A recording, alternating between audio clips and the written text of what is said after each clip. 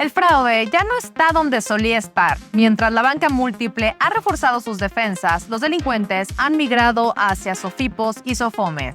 ¿Cómo debe responder el sector financiero ante esta nueva realidad?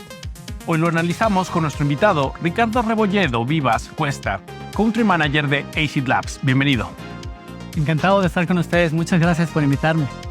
Ricardo, ¿qué está pasando en estos tiempos? Durante años el foco de la seguridad estuvo enfocada a la banca múltiple. Pero ¿por qué hoy los delincuentes están dirigiendo sus esfuerzos hacia Sofipos y Sofomes principalmente? Bueno, finalmente el delincuente es un actor económico racional. Ellos siempre van a buscar mayor rentabilidad con el menor esfuerzo. Sin duda, la banca tradicional lleva al menos 10 años invirtiendo miles de millones en biometría, en monitoreo transaccional, en crear equipos masivos antifraude.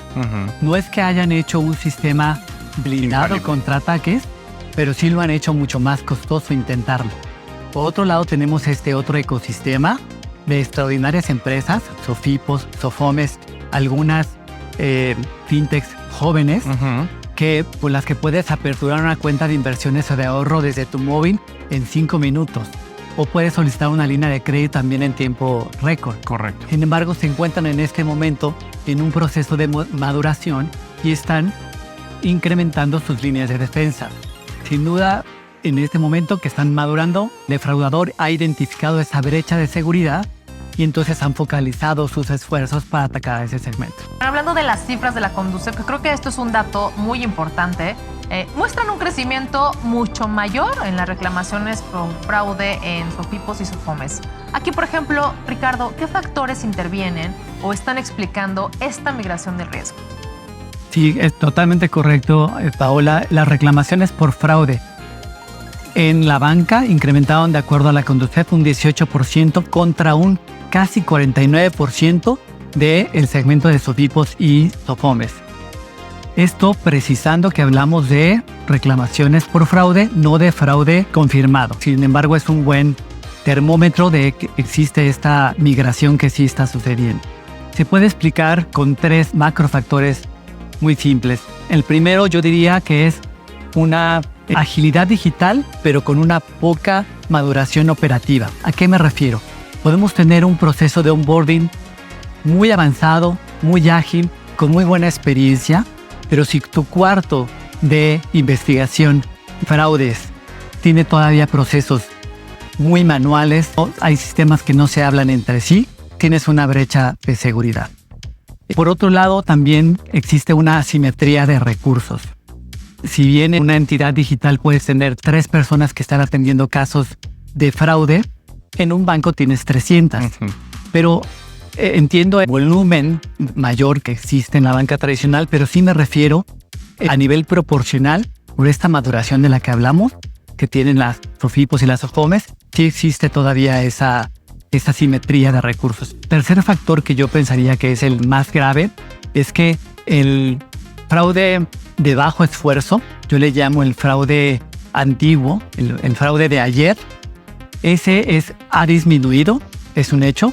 Sin embargo, el que está incrementando es el fraude de mayor sofisticación, el que está siendo potencializado con inteligencia artificial. Claro. Y hay un dato revelador que nos muestra esto y es el incremento de los deepfakes.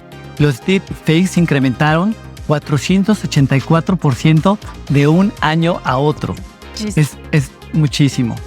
Sin duda alguna, las empresas que están más vulnerables en este momento son aquellas que están usando modelos entrenados precisamente con el fraude de ayer. Y hablando de eso, Ricardo, ¿qué ventajas está ofreciendo el monitoreo conductual frente a los esquemas basados en reglas fijas y qué tan preparadas están las entidades para implementarlo? El monitoreo conductual puede analizar hasta 3,000 factores o variables en una sola transacción. Puede identificar, por ejemplo, la velocidad de tecleo, puede identificar la inclinación con la que tomas tu teléfono móvil. Si cualquiera de nosotros que ha experimentado requisitar un formulario digital, nos solicitan nuestra fecha de nacimiento. Eso lo hacemos ya de manera automática, sin pensarlo prácticamente. Cuando se está usando una base de datos comprada, ahí hay siempre titubeo, hay errores, se puede identificar que se está copiando del portapapeles. Precisamente por eso la biometría conductual, esta dimensión conductual, nos va a ayudar mucho a, segunda capa, a eliminar este fraude. Porque la primera capa, que es como mencionabas, el KYC tradicional, las variables estáticas, ya hoy elimina, digamos, el fraude antiguo, lo más evidente, pero el fraude moderno es el que tenemos que erradicar con estas nuevas tecnologías. Mencionaste hace rato, estamos hablando de las SOFIPOS, las SOFOMES, las fintechs.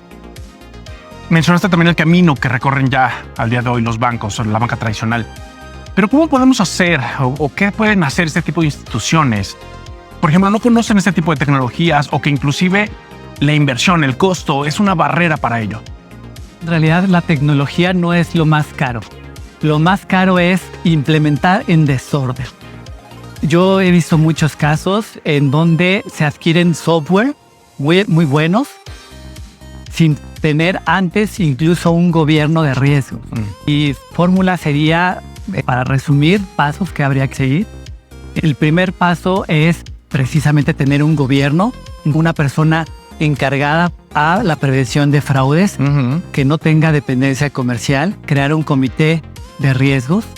El segundo paso sería establecer alertas hacia los clientes que salgan fuera de su comportamiento habitual, ¿no? De hecho, eso ya es una exigencia para las SOFIPOS, que son entidades reguladas, de acuerdo a una circular única de bancos, el anexo 12E, pero además exige mayores alertas y además el cliente también se siente protegido, ¿no?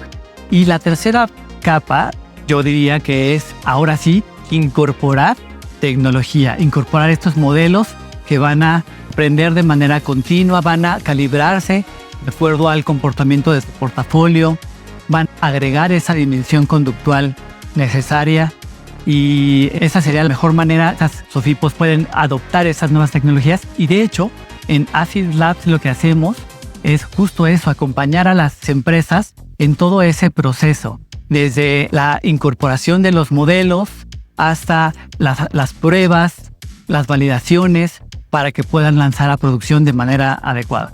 Excelente. Nuevos puntos de vista, ¿no? Muchas veces pensaría que la tecnología es lo más importante cuando hay otros puntos mucho más fundamentales en todo esto. Muchas gracias por acompañarnos. Tuvimos aquí en el estudio a Ricardo Rebolledo Vivas, Country Manager de Acid Labs. Muchas gracias por estar aquí. Gracias, Ricardo. Al contrario, gracias a ustedes por invitarme. Gracias.